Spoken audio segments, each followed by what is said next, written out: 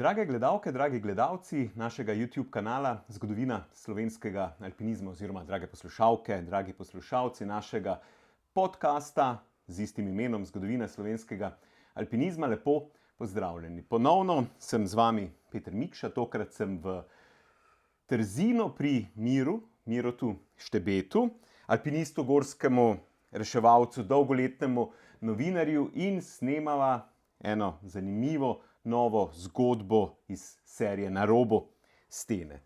Predstavitev našega današnjega gosta. Miro je začel plezati v začetku 70-ih let, konec desetletja je bil član zanimive, pomembne odprave na Tiričmir, kjer je dosegel tudi vrh, in ta odprava na nek način predstavlja pomembno prelomnico njegovega plezalnega razvoja. Toda kmalu po vrnitvi ga je močno zaznamovala nesreča v Koglu, v kateri je utrpel hude poškodbe. Dolgotrajno okrevanje je vplivalo na potek nadaljnjih let, vendar je že leta 1981 znova član nove odprave, tokrat na Grenlandijo, kjer je z ekipo dosegel zelo odmevne plezalne rezultate. Prav tam je moral prestati novo preizkušnjo, saj je zaradi nepričakovanih okoliščin izgubil sluh. Njegovo življenjsko obdobje, zaznamovano s plezanjem, odpravami in osebnimi preizkušnjami, je pozneje dobilo obliko v knjigi Preizkušnje, ki združuje dogodke iz njegove plezalske in življenjske poti in razmislek o izkušnjah, ki so ga pri tem spremljale. Letos je knjiga doživela ponatis. V pogovoru danes se bomo dotaknili Mirotovih začetkov plezalnih, odprave na že omenjen Tiričmir, pa nesreče v Koglu, Grenlandije, nastanka knjige Preizkušnje in seveda še marsičesa vmes. Vabljeni, da nama prisluhnete. Miro, lep pozdrav, hvala, ker si se odzval moji prošnji na pogovor in hvala, ker me gostiš tukaj pri tebi doma v Trzinu. Lep pozdrav in tudi tebi hvala, da so se živjo. spomnil in me počastil s tem obiskom. Ja, najboljše, da kar začneva s pogovorom, kronološko, kot imam ponavadi te pogovore zastavljene, ker vedno, torej današnji trenutek, ki smo se vedno nekaj zgodilo vmes oziroma se nekje začne tudi ta tvoja plezalna zgodba. Torej, kje si se srečal s plezanjem? Kje si začel? Jaz imam zelo rad naravo in veliko sem hodil v narave, tudi malo v hribe. Starši smo vedno hodili na nedeljske izlete in tako. Bil sem pa dijak bežigrajske gimnazije in vsak dan smo se vozili v Ljubljano in moj sovozač z avtobusom je bil Matjaž Veselko. Bila sva kar dobra prijatelja in Matjaž se je vpisal v plezalni tečaj v Kamniku in me je nagovarjal, da naj še jaz grem tja.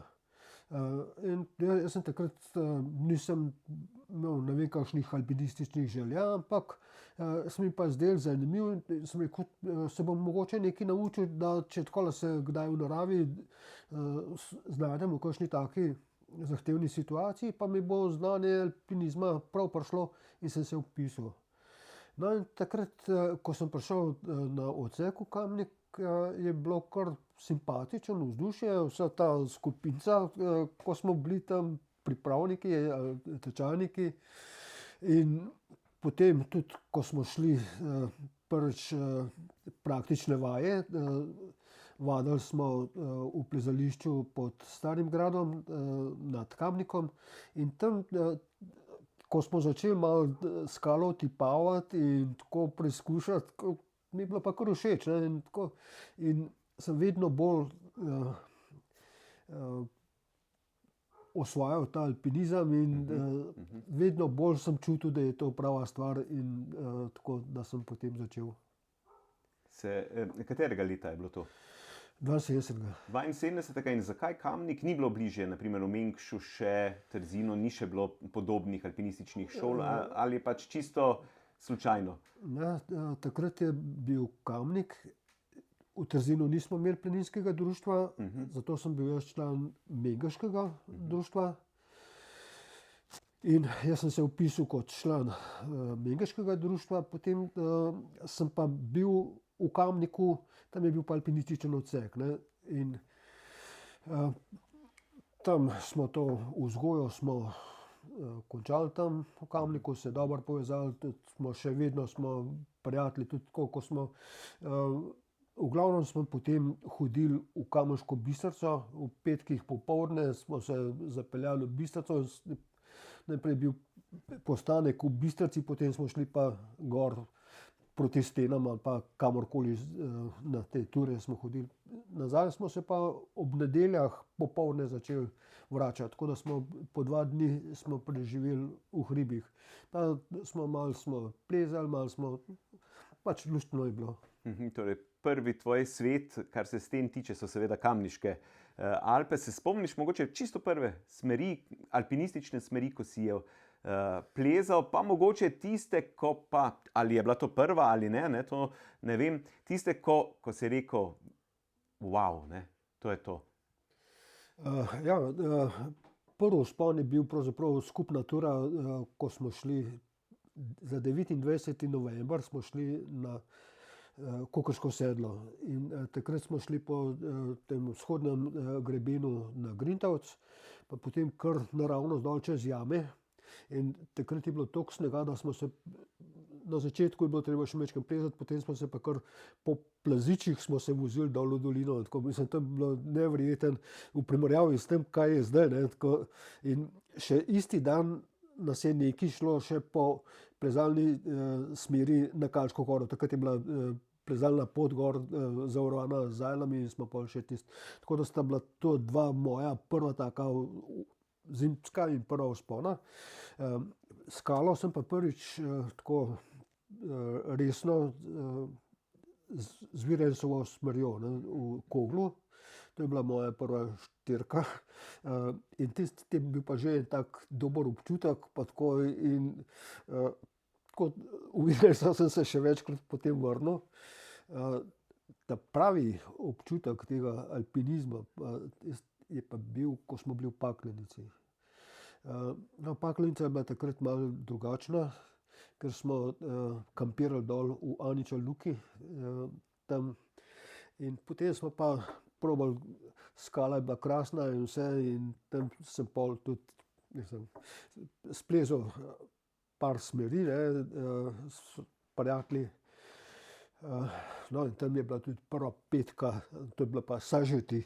In tam je bilo najbolj všeč, ko sem bral tam 10 metra visečina rokama je pisal tam. To je bilo meni toliko všeč, da moramo to, pravzaprav nismo viseli na rokah, ampak smo v bistvu eno roko, tako taka polička je, da se po polički malo plazaš, tam sicer noge lahko visijo dol, ampak premagaš tisto težko mesto, ampak sam vzdušje Paklenice, tam, ko smo bili tako združeni vsi, ne vem, mislim, občudoval sem na primer Tržičane, ko je načelnik tam kazal, evo, gor, takrat so v te smeri so plezali z bivaki, po 2 dni, pa tako, to ni bilo tako kot zdaj, ne.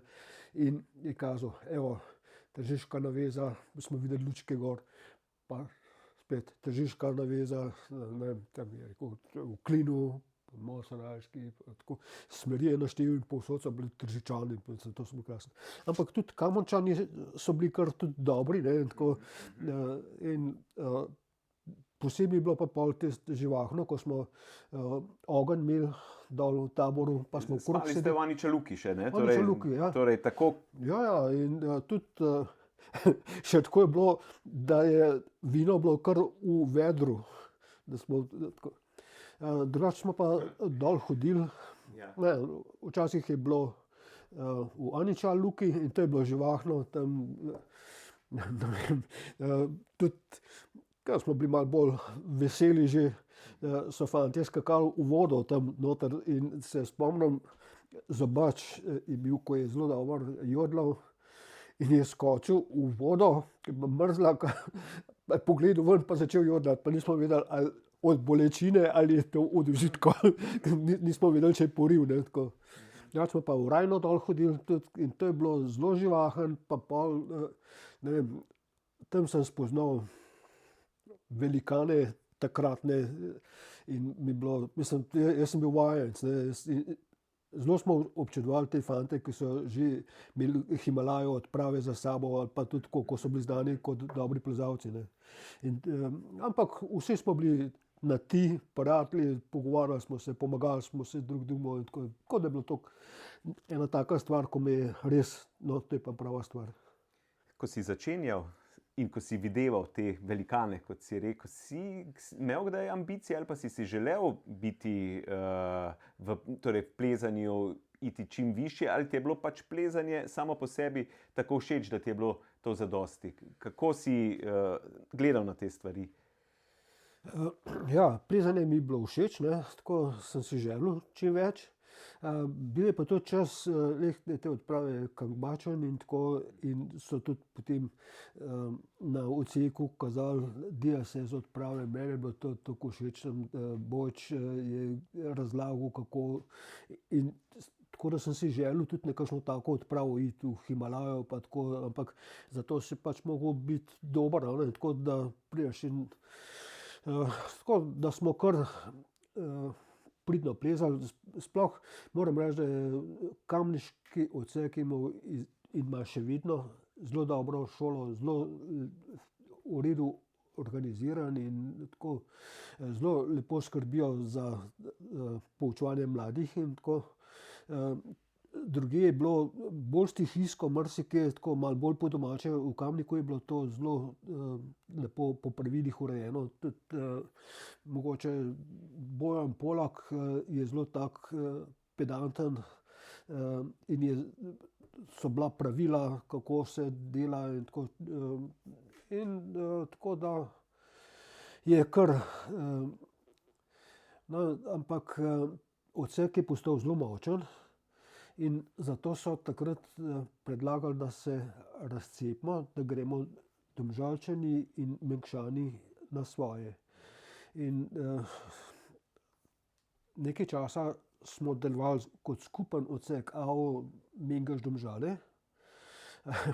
In tako smo imeli pol leta sestanke v Mengšu, pol leta v Domžalah. Pa jaz sem imel vse soplezalce v Domžalah. Takrat, pa imeli smo te redne sestanke in smo se dobro imeli, pa še vedno smo se s Kamničani zelo dobro pobrali. Tam smo tudi postali pripravniki za inštruktorje, pa za gorsko reševalno. Takrat je bilo, mislim, še zdaj večinoma je v Kamniku tako, da reševalci med alpinisti izberajo, koga povabijo v svoje vrste. Tako da čeprav je zdaj že malo drugače, ampak takrat je bilo to, da so te reševalci izbrali, in to je bila velika čast, ko so te vprašali, če bi bil tudi ti pripravljen sodelovati. Ne. In tako da sem se takrat kar dobro počutil. Potem pa na nek način po nekaj letih staža, ne, te pa lahko že zasledimo na odpravi na Tiričmir, mislim, precej visoko goro. Nekaj si mogel pokazati, da si lahko prišel. Ne. To je zlata doba, lahko rečemo, slovenskega alpinizma. Izjemno močne generacije, Himalaja, Vabe in tako naprej. Himalaja, ne, ta svetilnik, si verjetno vsak želi, da gre, ne, na neke te odprave, moraš pa zato pokazati nekaj. Ne. Torej, kako si prišel na to odpravo 1978. leta? Ne. No, moram najprej reči, da je kamniški odsek v tistem času zelo dobro sodeloval s Poljaki. Poljaki niso mogli ven z Poljske in zato so iskali zveze z našimi alpinisti, in takrat je bil Slavc Šikonja, je bil zelo tak dober organizator in je na Poljskem naletel na tudi enega takega organizatorja, Stanislava Ruzinskega, Staška. Mi smo mu rekli veliki kombinator, to je tam po eni knjigi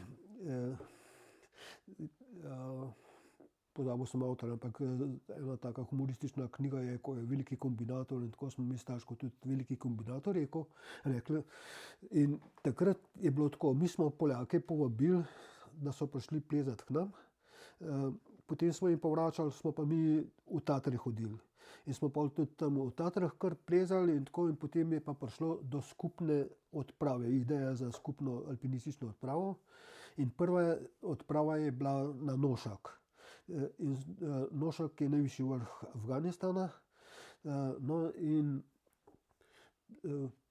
2 leti za tistem je pa prišla ideja, da gremo še na Tirič Mir. Tirič Mir je pa najvišji vrh Hindukuša. No in v izbor smo pač prišli bolj alpinisti z tega konca in tu so me pa že poznali, tako da sem bil sprejet med člane odprave. Na jugoslovanski del odprave je vodil Stanislav Šikonja, celo odpravo je vodil Stašek, Stanislav Rudzinski, tehnični vodja je bil pa Jirži Kukočka, Jurek Kukočka, mi smo mu Jirži rekli. In ko smo prišli tam, Poljaki so nas z veseljem tudi sprejeli noter v družbo, ker smo mi opremo nabavili, pa devize. Poljaki so pa za hrano, pa tudi take šotore in tako, lepo smo se povezali. In to je bila dosti zanimiva odprava že sama, tako, ker smo mi najprej potovali na Poljsko, potem pa v Moskvo. V Moskvi se je cela odprava šele zbrala skupaj, potem pa čez Sibirijo in tam do Termeza, na meji med, zdaj je tam Azerbajdžan, Uzbekistan, čez Amudarjo v Afganistan, tam smo tovornjak najeli, ko smo opremo peljali, na vrhu smo pa člani odprave sedeli. In pa smo se zapeljali v Pakistan. Tam smo najprej še malo z avtobusi in tovornjakom, potem pa z džipi. In to je bila neverjetna vožnja na tistih zelo težkih, zahtevnih poteh, ki so se kar podirale, tako da smo se večkrat ustavili, kot je odnesel del ceste in tako. Kasneje sem bil na cesti smrti v Boliviji, ampak se ne da primerjati s tistim, kar smo v Pakistanu vozili. No, in potem se je začela ta odprava, pot, ne. No, in Poljaki so se odločili, da gredo na glavni vrh po norveški smeri. Mi Slovenci smo pa rekli, ne, mi pa hočemo prvenstveno, in smo se odločili, da gremo na vzhodni vrh Tirič Mira. In tako da smo se razdelili, Poljaki na Norveško, mi pa sem. V odpravi je bil tudi Pjotr Petrovski, to je bil zelo tak izkušen, znan poljski alpinist, ki je tudi planinski pisatelj bil. Sam takrat je bil naravno suspendiran, ker na prejšnji odpravi, mislim, da je bilo K2, je moral paziti na snemalca, televizijskega snemalca. Rekel je, da je bil dober, tako da je tudi zaplezati in tako, da mu je kar zaupal, ampak po nesreči je na eni prečnici mu spodrsnil in se je ubil. In Petrovski, ki je bil zadolžen za njegovo varovanje, je bil suspendiran in ta odprava je bila potem zanj možnost rehabilitacije.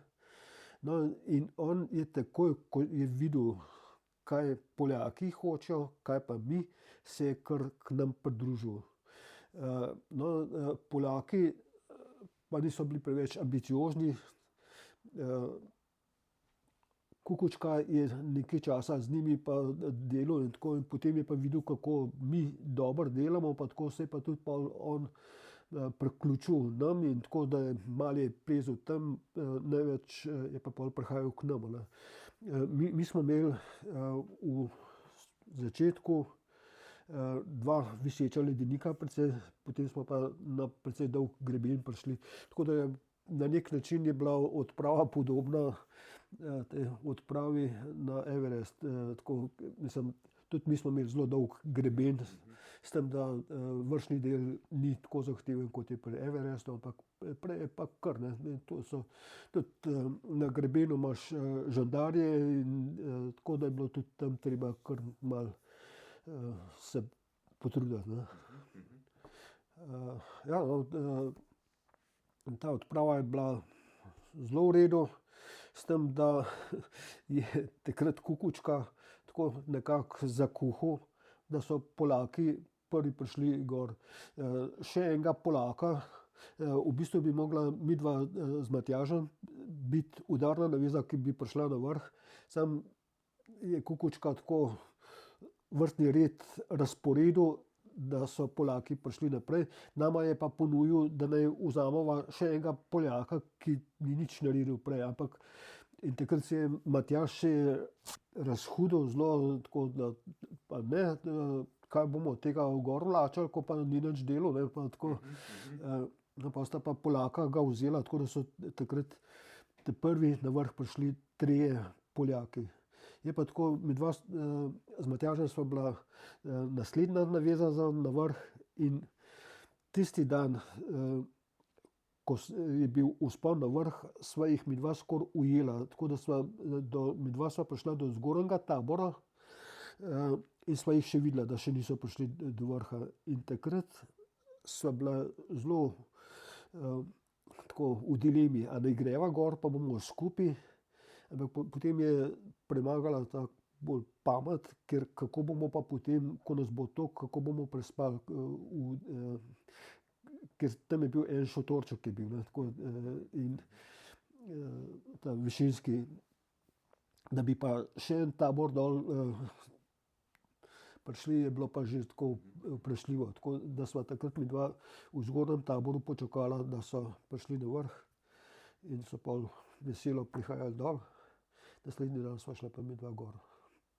In Kukučka je takrat že vedel, da bo to povsod v teh zgodovinskih knjigah napisano, da so prvi prišli Poljaki gor. Mi, ko smo pa največ v bistvu na smeri delali, smo pa pač pol prišli. Čeprav takrat je bila druga taka psihoza, tako, ali pa razmišljanje. Takrat je bilo, če je eden prišel na vrh, je bila uspešna cela odprava. In na nek način nam je bilo vseeno, morali pa bi biti mi tisti, ko smo gor prišli prvi. Lahko rečeš, mislim, kar se višine tiče, vsekakor ta odprava in tudi ta vrhunec tvoje alpinistične. Vzhodni vrh Tiršmira je visok 7692 metrov. Sam glavni vrh je pa 7706 metrov visok. Midva sva najprej mislila, da bi šla še kar z vzhodnega vrha še na glavni vrh. Sam je pa tam kar zelo veliko žadarjev bilo tako po tem grebenu in bi bilo kar delikatno, ko bi gor prišla, ne bi mogla tudi nazaj iti, bi mogla iti po norveški smeri dol. Ampak ker Poljaki niso prišli prav dol in tudi midva nisem vedela, kam bi mogla sploh, kje priti do norveške smeri. Tako da se nisva potem upala, da sva pač tudi midva se odločila, da ne greva. Je pa zanimivo bilo, da jaz sem se tam, ko sva na vrh prišla, sem se jaz počutil tako, da bi šel še kar naprej, pa tako. Pa so bili pa dalj časa na vrhu, ko sem začel se stopati. Me je pa višina zagrabila in sem imel zelo veliko težav in moram reči, če me Matjaž ne bi varoval, da verjetno, da ne bi uspešno končal v dolini. Omenjaš Matjaža Veselka, ne? Veselko, kakorkoli. Kdo je bil še pa član od slovenske ekipe te odprave? Ja, vodja je bil Slavt Šikonja, on je bil že tudi na Nošaku, no potem pa še Matjaž Veselko, Janez Šušteršič tudi iz Mengša, Cene Berčič iz Kamnika. To smo bili. To je ekipa, ne? Potem pa se vrneš nazaj, greš v Kogu in padeš. To je bilo, Kaj se je zgodilo? Ja. Takrat, ko smo se vračali domov, smo delali krasne načrte, kaj bomo vse preplezali in tudi, ko smo prišli domov, so bile zelo dobre razmere. In jaz sem peljal prijatelja, pripravnika še v Zupanovo Koglo, ki je bila lepo tako. Pravzaprav prej smo plezali še druge smeri, Mirotom Šušteršičem pa Pubijem,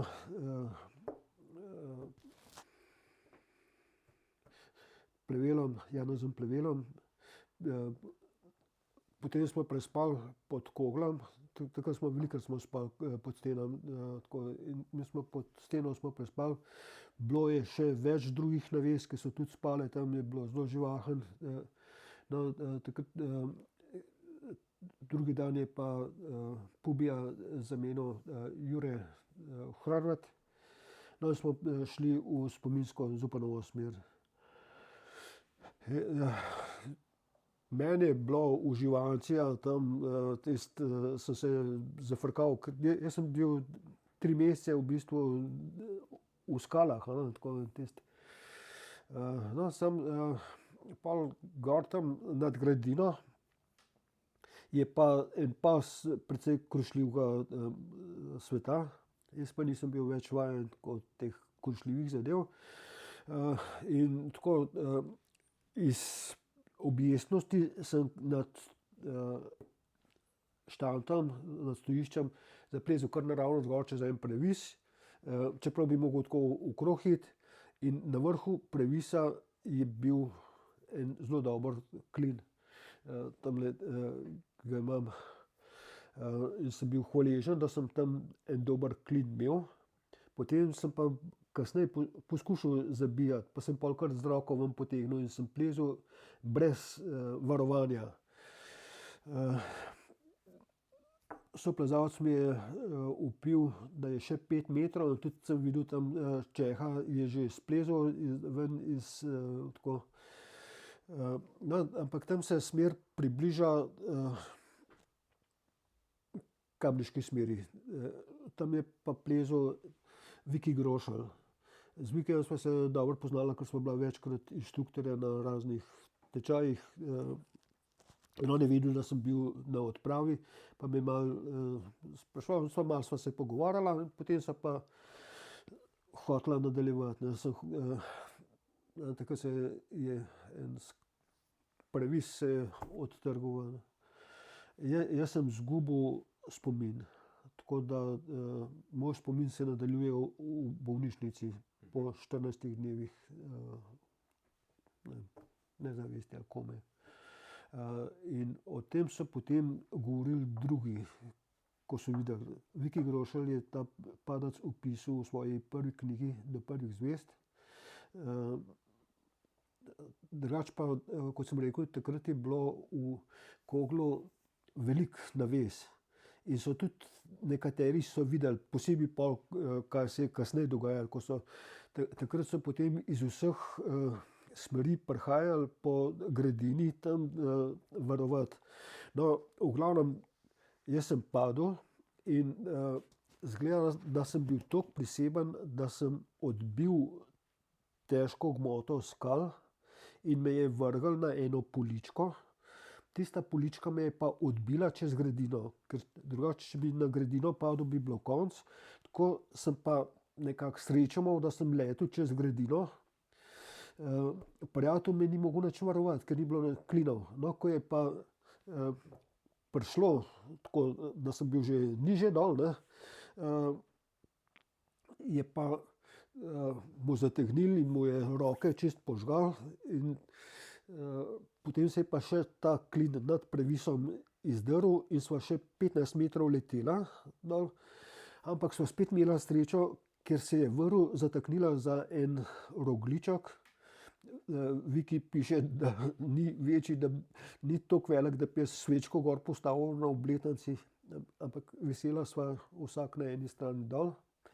In takrat je soplezalec od Vikija Grošlja, ki je tudi varoval zgradine, je videl, kakšna je situacija in mojemu prijatelju Jožetu Pol ne se premika bod primer in je splezal do najne vrvi in jo fiksiral, tako da je prijatelja Jožeta razbremenil, jaz sem pa obvisel tudi pač zavarovan gor. No, in potem so me spuščali dol in pravijo, da še nikoli ni bila reševalna skupina tako hiter tam, tudi malo zaradi tega, ker sem bil član postaje in da so zelo prijatelji hiteli. No, in ko so me spraševali, zdravnik me je spraševal tako, jaz sem takrat še govoril, tako, ampak zmedeno, pa tako, in sem rekel, da me želodec boli in so me potem transportirali kot s poškodbo želodca. In to je bila pa sreča, ker sem bil kar močno fiksiran in niso me kaj dosti premikali. V bolnici so pa zdravniki ugotovili, da imam prelomljeno 11. vrtenice hrbtenice. In če bi me slučajno narodno kaj premikali, pa tako bi hrbtenjača se strgala, tako je pa hrbtenjača ostala cela. Jaz tega od začetka še vedel nisem, ko sem tam v bolnici prišel k sebi, nisem vedel, kje sem in pa mi je bolnik iz sosednje postelje mi je povedal, da sem v bolnici, pa da imam zlomljeno hrbtenico. In jaz sem se ustrašil, hotel sem nogo premakniti, da bi videl, ampak nogo sem imel v gipsu, ker sem imel gleženj zlomljen, nogo nisem mogel premakniti.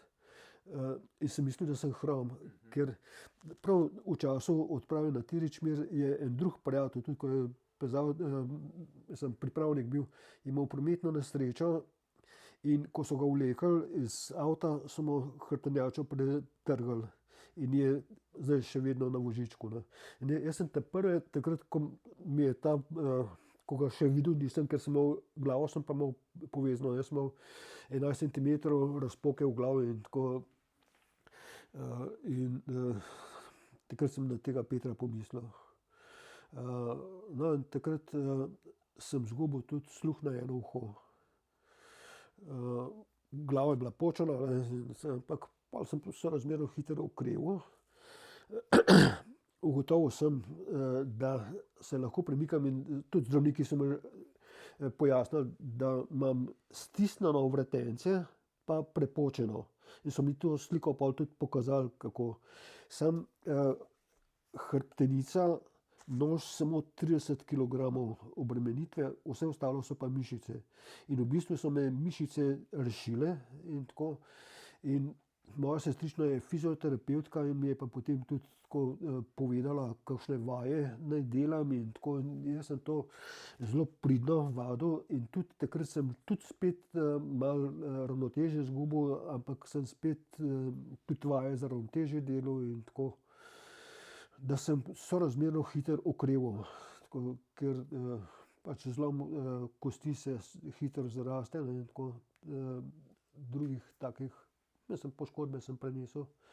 In tako konec zime je bilo že, jaz sem že okrog hodil, so me pa poklicali iz Kamnika, iz postaje, če se čutim sposobnega, da bi šel pomagati pri reševanju, pri iskanju ponesrečenca pod plazom. In jaz sem rekel, ja, bom šel. In tako, da sem se v hribe sem se vrnil kot reševalec. Reševalci so me odnesli, jaz sem se pa kot reševalec vrnil.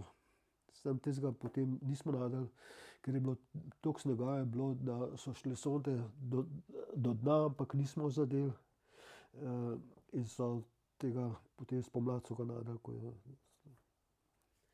Kako si pa, torej, kako je nesreča vplivala na tvoje dojemanje, predvsem govorimo o plezanju, glede na to, da že potem 81. leta greš na odpravo na Grenlandijo? Ja, Na začetku sem vedel, da sem veliko žalost naredil staršem, pa tudi tako. In sem rekel, jaz bom nehal plezati. In sem začel prijateljem že deliti opremo.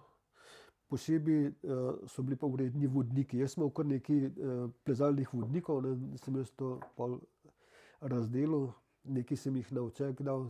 Tako. Ampak jaz tista jesen je bila tako lepa, jaz sem čez okno gledal tam platane, kako so se barvale, prijatelji so prihajali in so mi poročali, kje so plezali, kako so plezali, kako bilo super. Jaz enostavno, čeprav sem tako govoril si, nehal bom, pa nisem mogel brez hribov vse, karkoli je bilo, kaj v hribih, to sem jaz mogel videti, poslušati in tako. In nisem mogel nehati. Tako da je pa zanimivo, da takrat, ko smo nehali to akcijo iskanja, smo se zbrali v Kamniški Bistrici, tako kot ponovadi se reševalci posedajo. Ne. In takrat so se fantje pogovarjali, kam bo kdo kaj šel, pa tako. In takrat je tudi eden začel razlagati, ne vem, kdo je že bil, ampak da bi pripravili odpravo na Grenlandijo. Meni se tisto fajn zdelo, ampak sploh nisem mislil, da bi šel tja, pa da bi bil jaz, da bi kandidiral. Ne, tako. Pa smo pa začeli plezati, pa tako in se pogovarjati veliko. In to je bila potem domžalska odprava, tako da smo bili v bistvu alpinisti Domžale Kamnika, ne, Domžale Mengeš, pa smo šli. Vodja. Stane Klemenc. Stane je pač bil najbolj izkušen, tudi zelo dober, je preštudiral stvari. Takrat je na Danskem je bil aktiven Hrvat, ko je bil tudi nekaj časa predsednik Danske planinske zveze. No, in ta nam je tudi pomagal s podatki. In takrat smo izvedeli, da imajo na Grenlandiji nove, močnejše helikopterje, s katerimi bomo lahko leteli precej daleč, kot so prejšnje odprave. In mi smo bili takoj za, ne. In potem smo odleteli do ene še povsem neobiskane gorske skupine. Ko smo gledali tiste vrhove, smo bili kar majčkeno prestrašeni, a bomo mi tole lahko tukaj. Ampak pa smo pa začeli in nas je potegnilo in je bilo res užitek plezati, čeprav smo kar težke zadeve lezali. Tako.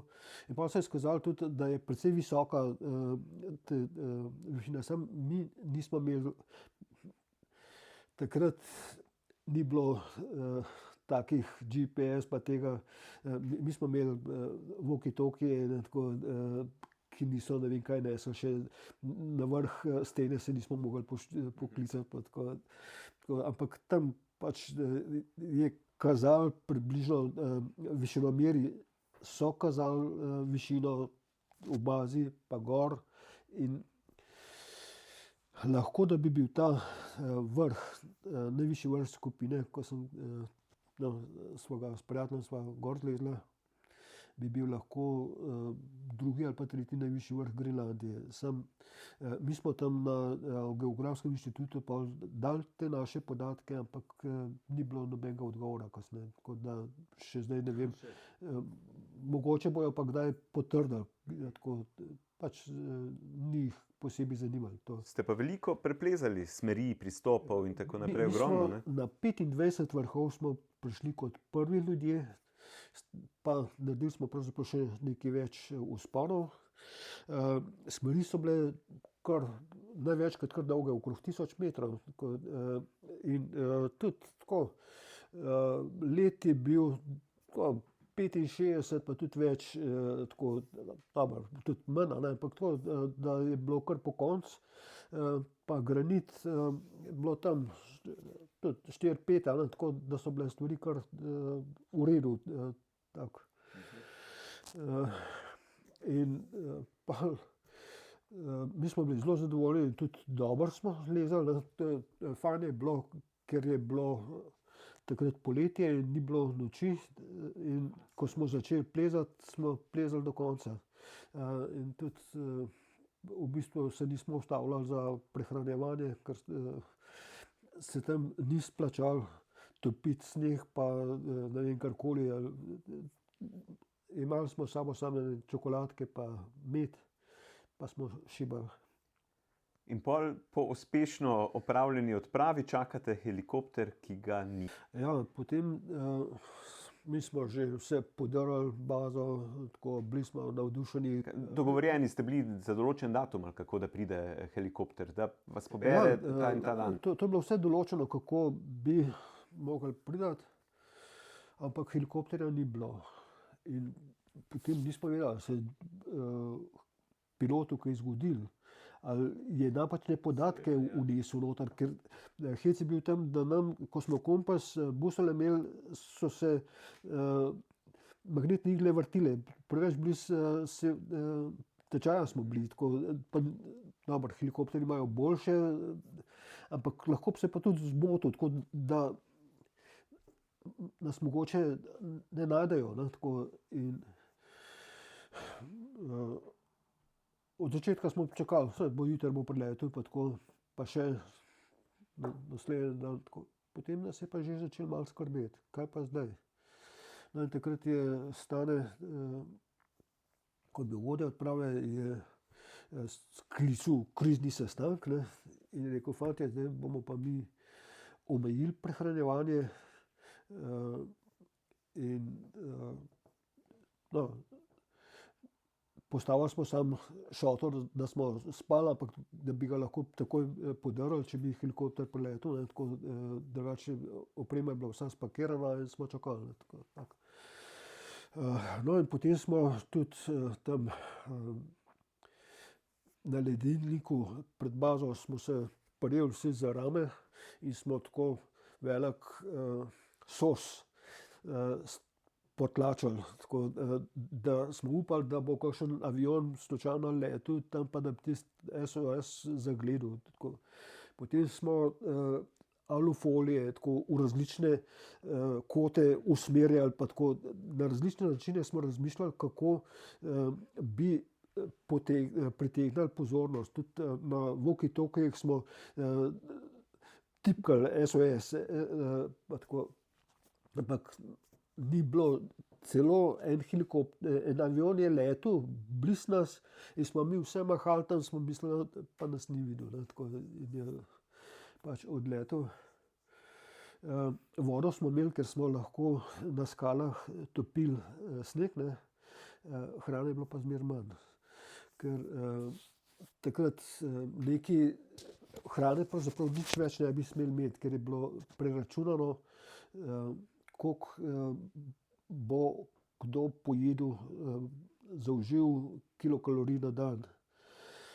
Sam, ker med plezanjem nismo toliko jedli, nam je nekaj hrane ostalo, no, in tisto smo potem razdelili na zelo majhne obroke po 500 kilokalorij na dan za enega. In to je bilo tisto prehranjevanje, je bilo kot mašni obred.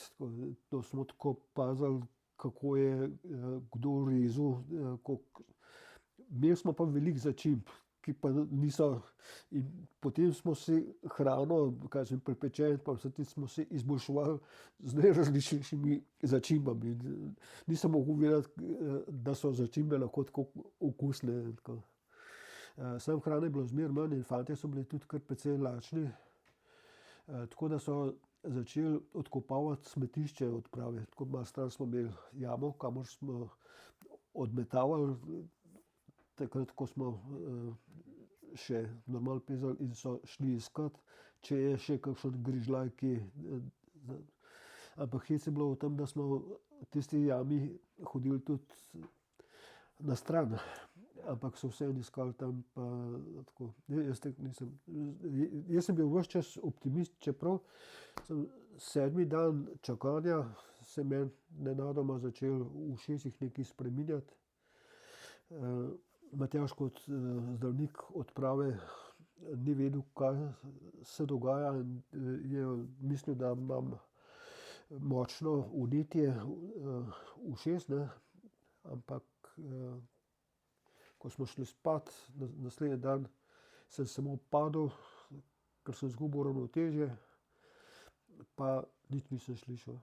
Tako izgubil sem sluh. Ko smo prileteli domov, sem bil v bolnici, ampak so me Torej, helikopter je potem prišel. po 9 dneh, Po 9 dneh. je helikopter prišel in povedali so nam, da je ob obali bilo zelo slabo vreme in da je celo poskušal nas reševati, ampak da se je vrnil. In so nam celo zaračunali, poskusili so nam zaračunati ta poskus reševanja, samo tistega mi nismo hoteli plačati in so pol tudi prav kar malo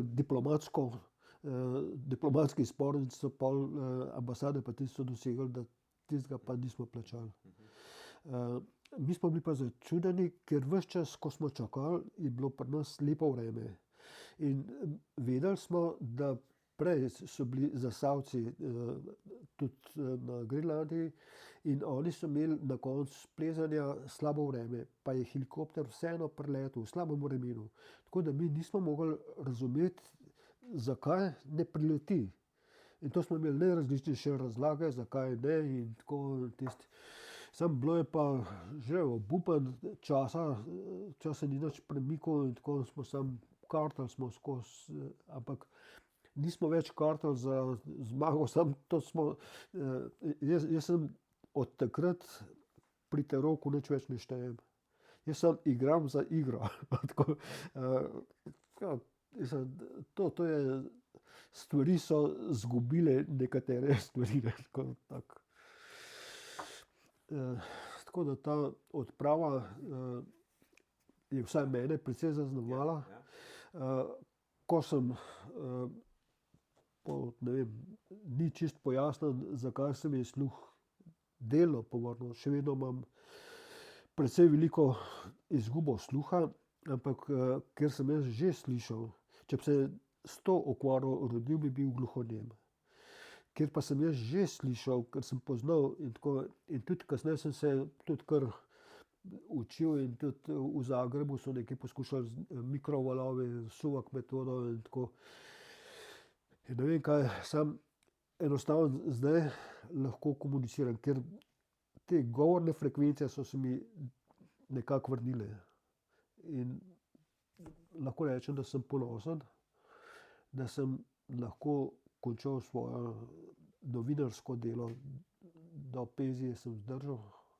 Čeprav moram reči, da sem se jaz mogel predvsem bolj potruditi kot slišoči, ker nisem se tako, veliko bolj sem se mogel potruditi, da sem lahko izbiral prave izjave, tako, ker je bilo, sicer odvisno je, kakšno je bilo snemanje.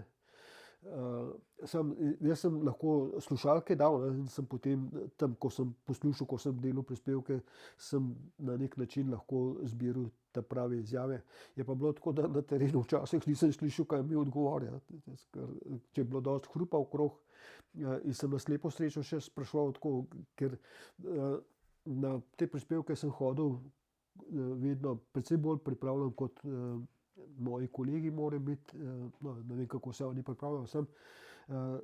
Jaz sem večinoma sem vedel, kaj mi bo kdo odgovoril. Tako da sem odgovore že vedel naprej, ampak sem pač rabil sem njihove izjave, da to povejo. No. In potem nekako mi je uspel, da sem to naredil. In te preizkušnje, ne, ki si jih doživel, torej padec, pa potem izguba sluha in tako naprej, preliješ v knjigo. 2006. Zakaj se v bistvu, kdaj se je porodila ideja za knjigo, pa v bistvu, ne, je bil to način, se ti je to zdelo, da na ta način daš tem svojim težkim preizkušnjam, ki si jih dal skozi, na nek način besedo, glas? V knjigi je še tretja preizkušnja, izguba 5 let starega sina. Šli smo na nedeljski izlet, fantje so imeli rad vodo in tako. In sem hotel peljati do spodnjega Martuškega slapu, da gremo. No, ko je tam v soteski, je priletela skala in zadela točno glavico 5 let starega sinčka. In sinček bi je umrl v naročju, mislim, tako. In to je bil res hud udarec, kaj takega nikomur ne privoščam in tako. No, in takrat so bili zelo težki časi in za vse nas, veliko smo prebirali o življenju, po življenju, po smrti, ne, tako, vse sorte. Jaz sem novinar in jaz sem imel zgodbo in enostavno sem mogel pisati. Zapisal sem tisto, kar sem doživljal in tudi, mislim, te prejšnje preizkušnje. In moram reči, da ko sem napisal knjigo, mi je nekako ampak ne vem, eno breme mi je padlo z ramen. Nisem mislil takoj, da bi knjigo izdal. To sem pisal zase. Tako, dal sem na papir. Ker jaz sem že napisal tudi eno drugo knjigo o svojih potovanjih, pa je nisem izdal. Samo na par prijateljev je videl, pa tako, zdaj sem jo pa napisal. Zdaj, naslednja knjiga, ki jo bom izdal, bo o teh potovanjih. No, in sem kasneje sem pa razmišljal, da bi pa to knjigo vseeno izdal, ker bi mogoče komu le lahko dala kakšno idejo, pomagala pri premagovanju teh preizkušenj, kakršne dobi vsak človek. Jaz verjamem, da vsak od nas dobi svoj križ. Ampak prav v tej knjigi govorim o tem, da istočasno dobimo tudi moč, da te preizkušnje to lahko nesemo, da ta križ nesemo dalje. Ker meni je takrat ena prijateljica mi rekla, da je v bolečina naj ti da moč. Jaz takrat nisem tega razumel, kako mi bo bolečina. Sinčka sem izgubil, nikoli več ga ne bom imel, pa vse sanje so propadle in se tako, mislim. Ampak kasneje sem pa videl, da je to, da najdeš v bolečini neko moč in da se ne predaš, tako kot se nisem hotel predati, ko sem sluh izgubil. Takrat, ko so me odpustili, sem se skregal s predstojnikom klinike. Sem to bil čuden prepir, on je mogel meni pisati, jaz sem lahko govoril. In sva se kregala, jaz sem mu ugovarjal, da bom jaz še slišal. On mi je, da je prišlo do krča v notranjem ušesu, da te čutne celice, živci niso bili prekrvljeni in so odmrli, pri živcih pa ni regeneracije, in pač bom do konca življenja 100% gluh. In me je tolažil, da ni konec življenja, da še tudi gluhi rabijo novinarje. Pa tako sem, jaz bom še slišal, moram slišati in tako. Tudi kot po tej zlomu hrbtenice sem tudi se želel vrniti nazaj med normalne ljudi. Ne. In jaz mislim, da ta knjiga govori samo o tem, kako moramo v sebi najti moč, da premagamo te težave, preizkušnje, ki se nam kopičijo. Vse, ne vem, sina ne bom oživel, ampak naučil sem se pa živeti tudi s tem. In tudi sluh pač živim kot drugi. Letos je doživela ponatis, ne? Ampak z enim posebnim namenom, ne? Ja, to je bilo, leta 2005 je izšla ta knjiga. Natisnila je založba Didakta. Moram takrat se zahvaliti lastniku ali pa direktorju Zamanu.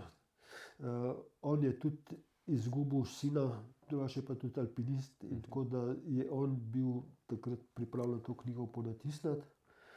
Sam je pa bilo zanimivo, jaz sem mislil, da bo šla knjiga v pozabo, pa kar ni šla. In skozi so me ljudje spraševali, kje se da dobiti to knjigo, kako, ali pa tudi tako so mi govorili, da so knjigo prebrali, ali pa tako. In zdaj, ko sem šel v penzijo, sem delal načrte, kaj bom v penziji. In sem rekel, da bom začel malo knjige pisati, ne, pa tako. Pa mogoče bi ponatisnil tole. In to sem se pogovarjal z enim prijateljem invalidom, ko mu včasih pomagam tam zbirati papir ali pa kakšne vožnje, da tako pravim. In pa kar sem rekel, da mi ti bomo pa ponatisnili to knjigo, ker tudi govori tako, kar je dobro za invalide, tako, tudi kako se je treba boriti. Sem rekel, fajn, ne, tako, jaz se odpovem honorarju, tudi pri prvem sem se odpovedal honorarju, ker ne mislim služiti, ko pišem o smrti svojega sina. Sem rekel, prav, dajte, natisnite. In pa smo hodili tam okrog tiskarjev, pa se pogovarjali, ampak pa kar ni bilo tako, ne tistega denarja, ki je bil potreben, pa nič ni štimalo, pa tako sem jaz rekel, da nehamo.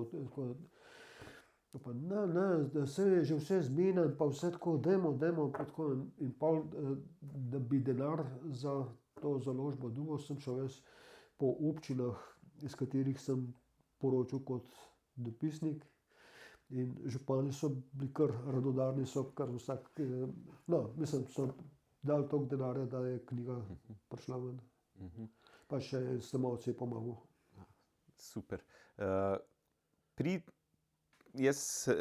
Seveda pri pisanju si že omenil, da ti je zelo pomagala tudi tvoja profesija, ne? Torej, da si novinar pri knjigi in na splošno.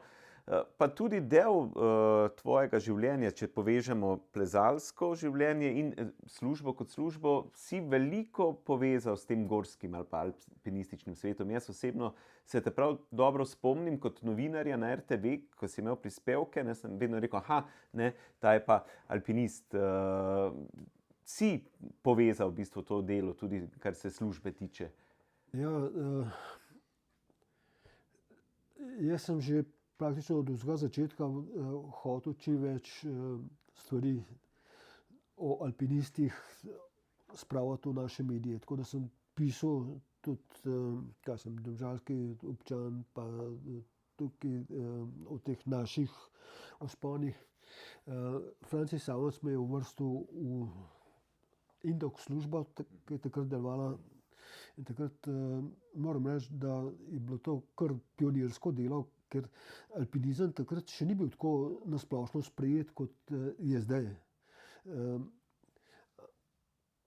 K prepoznavnosti pa priljubnosti alpinizma so prispevali uspehi naših alpinistov tako na odpravah, ampak v veliki meri je pa tudi, moram reči, zasluga Francija Samovca s temi alpinističnimi novicami, Indox službo, Sona Dolinša, ko je v delu Planinske novice.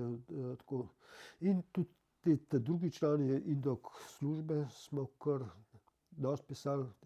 Jaz sem tudi, dalj časa sem bil član komisije za alpinizem, in takrat smo alpinistične razglede začeli izdajati in smo tudi s temi alpinističnimi razgledi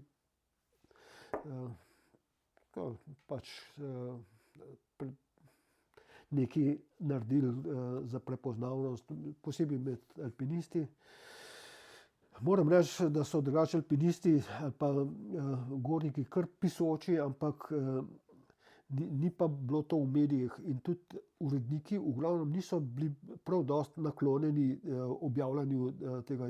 Jaz sem večkrat ponudil planinske teme, pa je šlo kar težko. Moram pa pohvaliti, takrat je bil urednik športne nagajami EMŠO, Franci Pavšar.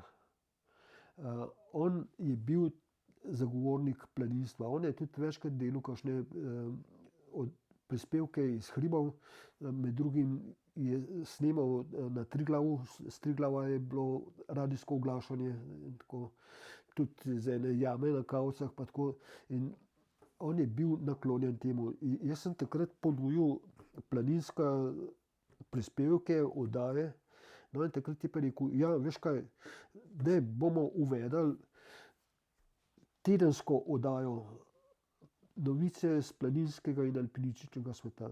In tako da sem jaz potem par let sem urejal to, ali pa pisal to oddajo, ki je bila pa na programu v nedeljskem športnem popoldnevu, ker je bil tak neugoden čas, ker planinci so bili takrat še v hribih,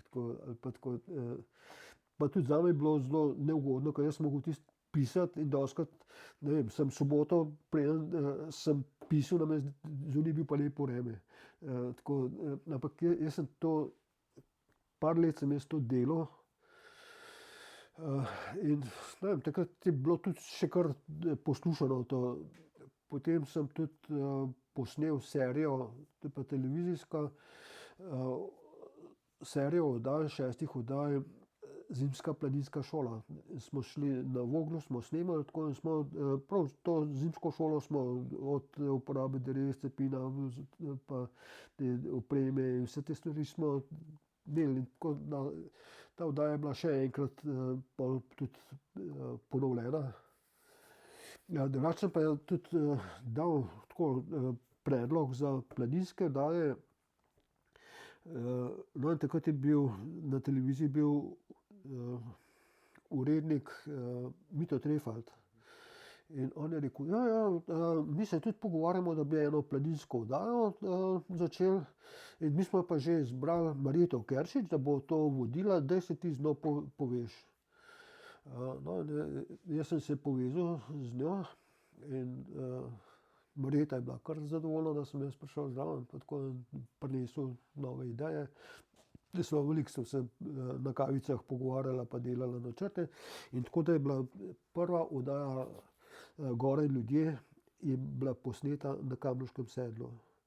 No, takrat je Marjeta tudi spoznala, kako se lahko zanese na gorske reševalce in tako, da nosijo opremo pa vse te stvari in tako.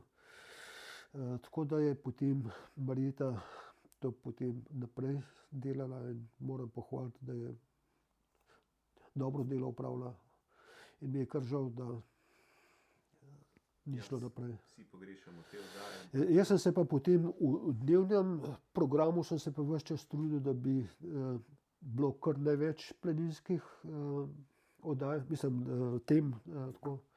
Ampak ni šlo vedno tako lahko. Posebej sem se pol zdaj v zadnjem času, tako da za nevarnosti v gorah sem večkrat delal prispevke, tako da smo obveščali tako tudi z gorskimi reševalci, da so malo svetovali, pa tako. To je kar nekaj časa šlo. Drugače pa bilo je par Marjeta Klemenc je tudi delala, ona je mene jemala kot konkurenco, jaz pa nikogar nisem imel za konkurenco. Jaz sem bil samo vesel, da je bilo čim več planinskih tem na programu, no, tako. Ampak tako, nekaj smo naredili. Precej vidnega. Super, zdaj tale naš lok prihaja v zaključno fazo, ker imam par standardnih vprašanj.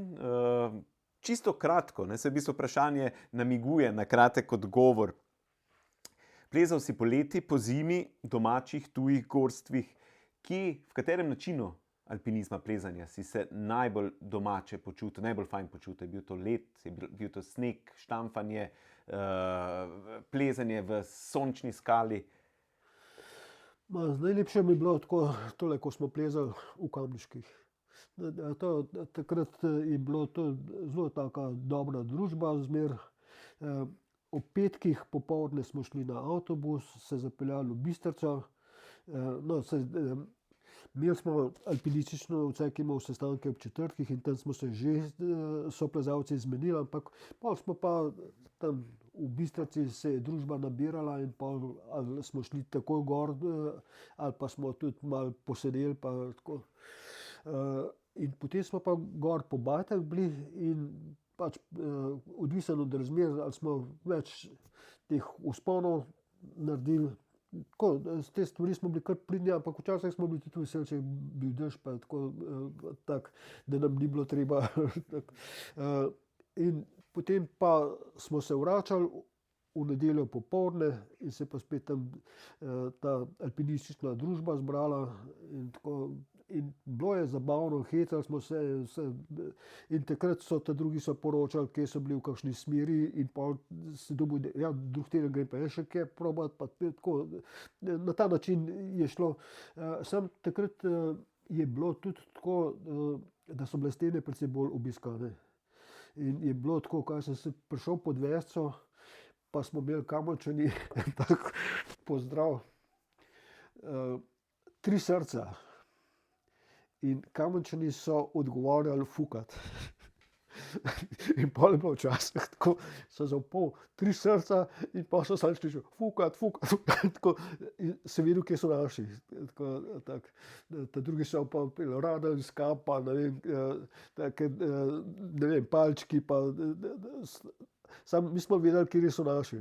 Mislim, to je bila zebancija. Ampak je bilo zanimivo, ko se slišal tiste odmeve z vseh koncev. V vseh smerih so bili. In pol se dostikrat prišel pod smer, pa se gledal, prekle, tukaj pa trolejbus, a veš, pa si šel pod drugo, enostavno sosedno smer plezati ali pa kaj takega.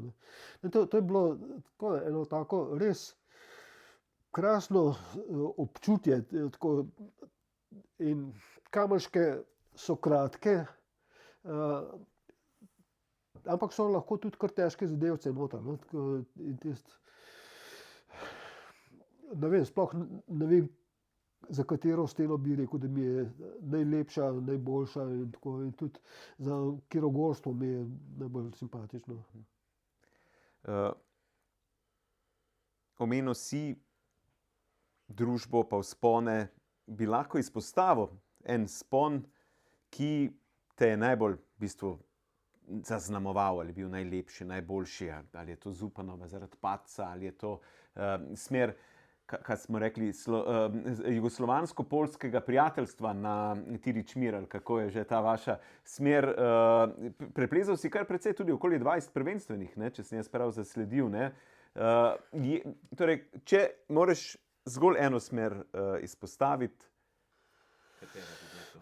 Kaj pa vem, vsaka smer je bila nekje doživeti po svoje, tako da bi jim delal krivico, če samo eno izpostavil. Ja, kaj pa gora, stena, torej linija, ki si jo želel, pa ni prišla nikoli na vrsto? Ja, centralno špiku sem vedno hotel, tako, ker mi je zelo taka lepa in vse tako, ampak nikoli nisem dobil soplezalca, ko bi šel kasneje. Zdaj imam sina, ki tudi pleza in tako, in bi lahko šel z njim sam. Zdaj večinoma takih stvari ne počnem več. Ko sem z Grenlandije prišel, sem šel plezati s prijatelji. Ampak potem sem pa videl, da ni pravično. Tako, prijatelj je slišal, kaj je srabam na Plivoru, popust pa to. Jaz pa nisem slišal, kaj mi tako, in ni bilo pravično, tako, da sem nehal s soplezalci plezati in potem sem poskušal sam. Tiste stvari, ko sem jih že plezal, ampak nisem zadosti psihično močen bil, tako da sem tudi nehal solirati. Sem pa tako, zadnje čase sem večkrat z dolenjskimi alpinisti, člani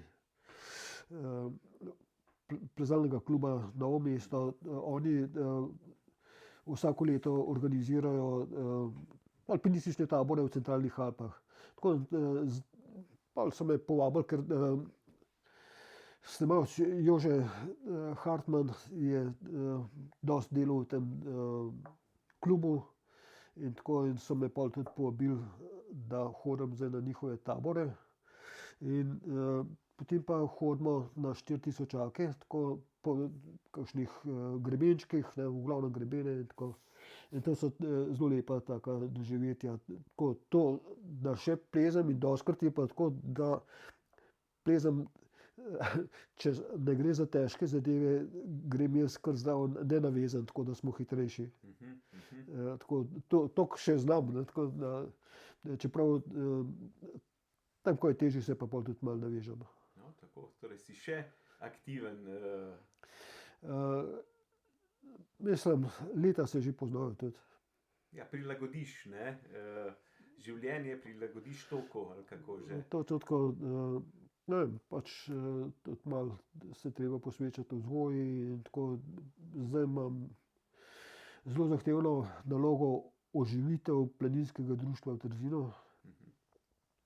Jaz sem bil prvi predsednik društva in takrat v prvem obdobju je društvo res krasno delovalo. Imeli smo ogromno članov, vodnikov in vse tako. Zdaj po korona krizi je pa društvo zapadlo v težko krizo. In ko sem jaz prišel v penzijo, ja, zdaj boš pa ti predsednik. In meni društvo nekaj pomeni, sem jaz tudi rekel, da bom predsednik. Pa se pa je izkazalo, da so zdaj časi zelo drugačni. Jaz zdaj nimam licence za vodenje. Bil sem inštruktor na začetniških tečajih, tam na Komni, Vratih, pod Grozloknerjem pa tako, ampak to ne šteje nič. Ne moram iti na začetniški tečaj, kar se mi pa mehko za malo zdi. Zato zdaj vodim lahke izlete bolj za penzioniste, ker Slovenija se stara in vse več je starejših, mladih upokojencev in tako, ki bi rad šli v hribe, ampak se pa ne upajo. In zato bi mogli tudi na Planinski zvezi tudi nekaj bolj razmišljati o teh ljudeh in imeti tudi več teh vodnikov, ki so sposobni peljati tudi po lažjih predelih. In tudi Slovenija je toliko razgibana, tudi tako, da bi lahko tudi v Sredogorju pa tako vodniki vodili na lepe planinske izlete. Samo pri nas je vse usmerjeno v nek vrhunski alpinizem, mislim, vodnike vzgajajo v bistvu bolj po alpinistično, tako za, dobro, se mora biti pripravljeni na najtežje preizkušnje, tako pač na poteh, ampak malo je pa zanemarjen ta vidik za vodenje po manj zahtevnih poteh v različne kraje, samo ker bi pa mogli biti ti vodniki tudi majčkeno bolj turistični vodniki, da znajo povedati tudi razne zanimivosti, kaj se je ta cerkvica pa z tega pa tak, pa ne vem, tudi malo, da druge stvari znajo povedati, pa pozornost teh vodencev pritegovati, ne, tako na različne načine. In na ta način bi tudi Triglav malo razbremenili. Ja, pa smo pri problematiki ne samo zadnjih mesecev, ampak zadnjih let, kar se Triglava tiče. In mogoče ta ideja za zaključek oziroma za konec tega pogovora v razmislek tistim, ki bodo poslušali. Miro, hvala, ne? Torej, drage poslušalke, poslušalci oziroma gledalke, gledalci, hvala vam za pozornost. Prišli smo do konca še ene res zanimive zgodbe oziroma življenjske poti današnjega gosta, Mira. Dragi Miro, hvala. Ne? Ja, hvala tudi v mojem imenu in varen korak. Ja, tako. Srečno do naslednjič. Pozdrav.